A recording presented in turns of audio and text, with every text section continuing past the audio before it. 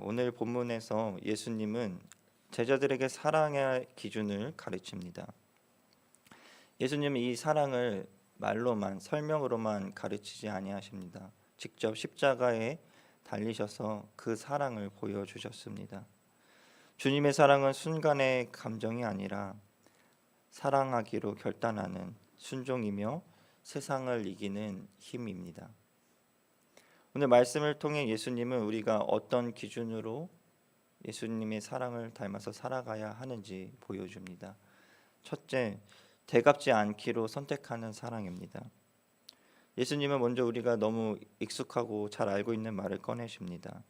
38절 말씀입니다. 또 눈은 눈으로 이는 이로 갚으라 하였다는 것을 너희가 들었으나 눈에는 눈, 이에는 이. 이 말씀은 끝없는 복수를 막기 위한 기준이었습니다. 한 눈을 다치게 했다고 다른 사람을 멸하고 생명을 빼앗는 일이 일어나지 않도록 최소한에 막기 위한 장치였습니다. 그러나 사람들은 이 말씀을 이렇게 사용해 왔습니다. 당한 만큼은 꼭 돌려줘야 한다. 그래서 예수님은 율법이 원래 의도했던 자리로 돌려놓고 회복시키고 말씀하십니다. 악한 자를 대적하지 말라. 이 말씀은 불의를 그냥 참고 넘기라는 말씀이 아니고 똑같이 되갚는 방식으로 반응하지 말라는 말씀입니다.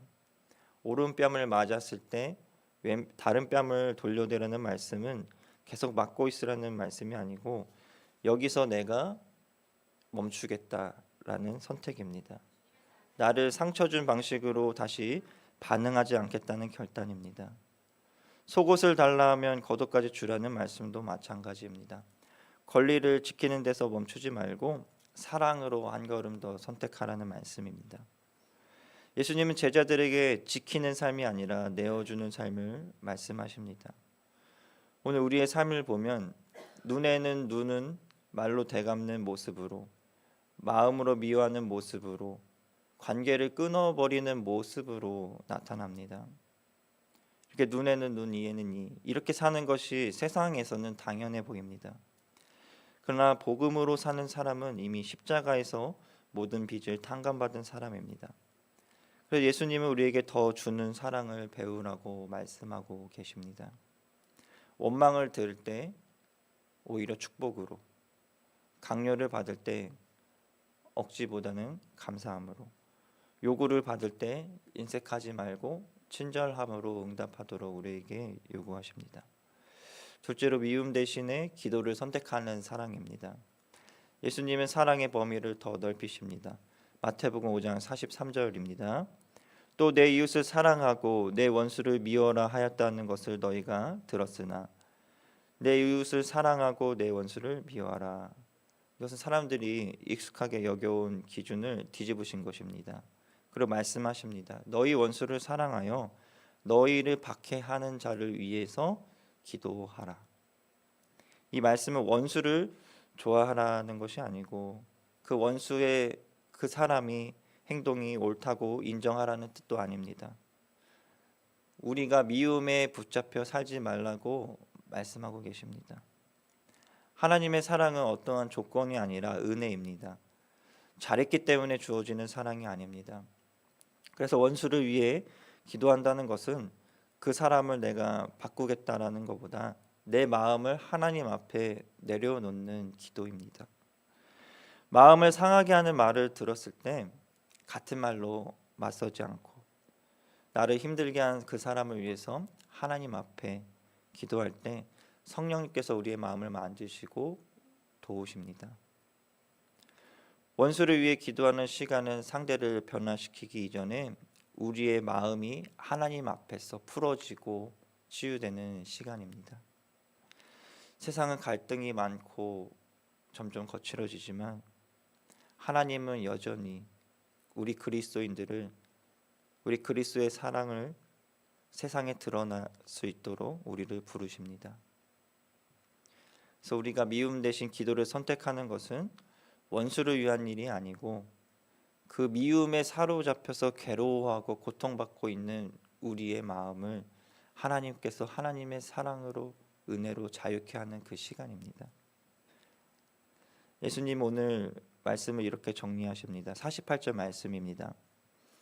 그러므로 하늘에 계신 너희 아버지의 온전하심과 같이 너희도 온전하라. 이 말씀을 들으면 우리는 벽을 느낄 수가 있습니다. 어떻게 하나님처럼 온전할 수 있을까요? 그러나 예수님이 말씀하시는 온전함은 흠 하나 없는 완벽함이 아닙니다. 그것을 뜻하는 것이 아니고 이 온전함은 결과의 완벽함이 아니라 방향입니다. 이미 도착한 상태가 아니라 어디로 향해 가고 있는가의 문제입니다. 예수님은 제자들에게 너희가 이미 완벽해져라 이렇게 말씀하시지 않으시고 하나님 아버지를 닮아 그 하나님 아버지께 가는 그 길에 서라라고 부르시는 것입니다.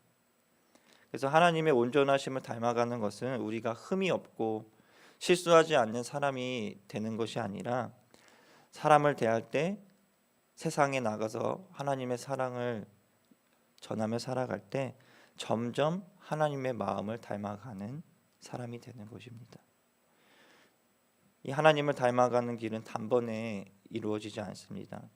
우리가 그렇게 결단하고 기도하고 오늘 세상에 나가서 예수님의 마음으로 하나님의 마음으로 닮아 살아가야지 사랑해야지 해도 넘어질 때가 있고 다시 내가 예전으로 돌아가고 싶을 때도 있습니다. 분명히 미워하지 않겠다고 다짐했는데 어느새 마음에 다시 미움이 쌓여있는 우리의 마음을 발견하기도 합니다. 그러나 예수님은 그때마다 우리를 포기하지 않으십니다. 다시 일어나서 그 사랑의 길을 걸으라고 말씀하십니다. 온전하라는 말씀은 우리가 오늘도 하나님의 자녀로 하나님의 마음을 닮아 살아가라는 부르심입니다. 주님이 우리가 아직 죄인 되었을 때에 십자가의 사랑을 보여주셨습니다. 그 사랑으로 우리를 하나님의 자녀로 부르셨습니다. 그래서 우리의 믿음의 길은 하나님의 성품을 닮아가는 길입니다. 오늘 예수님은 우리가 완벽해지기를 요구하지 않고 하나님을 닮아가는 삶을 살아가기를 바라십니다. 되갚을 수 있지만 멈추고 미워할 수 있지만 기도하는 것을 선택하는 삶. 그 선택 하나하나가 우리를 온전함으로 이끌어 갑니다. 물론 이 말씀을 실천하는 것이 너무 어렵겠지만 성령님께서 오늘도 우리를 온전함으로 이끌어 주실 것입니다. 우리의 마음을 인도해 주실 것입니다. 십자가에서 우리를 먼저 사랑하신 주님처럼 오늘도 우리 각자의 삶의 자리에서 사랑을 선택하는 제자로 하나님의 자녀로 살아가기를 소망합니다. 아멘. 기도하겠습니다. 하나님 아버지, 오늘도 예수님의 말씀 앞에 우리의 마음을 내려놓습니다. 우리가 원수를 되갚는 것이 당연하다고 여겨왔던 우리의 생각을 돌아봅니다. 상처받았을 때 같은 방식으로 상처 주고 반응하지 않게 하시고 미움이 생길 때에 그 마음을 붙들고 기도할 수 있는 믿음을 허락하옵소서. 우리의 힘으로는 감당하기 어려운 주님의 사랑이지만 십자가에서 먼저 보여주신 주님의 사랑을 의지하게 하옵소서. 완벽해지려고 애쓰는 삶이 아니라 하나님의 성품을 조금씩 닮아가게 하시고 오늘도 우리 삶 속의 작은 선택에서 사랑을 선택하는 하나님의 자녀 되게 하옵소서. 그래서 오늘도 우리의 삶을 통해 하나님의 선하심이 드러나게 하시고 이 세상 가운데에 주님의 사랑이 전해지게 하옵소서. 예수님의 이름으로 기도합니다. 아멘.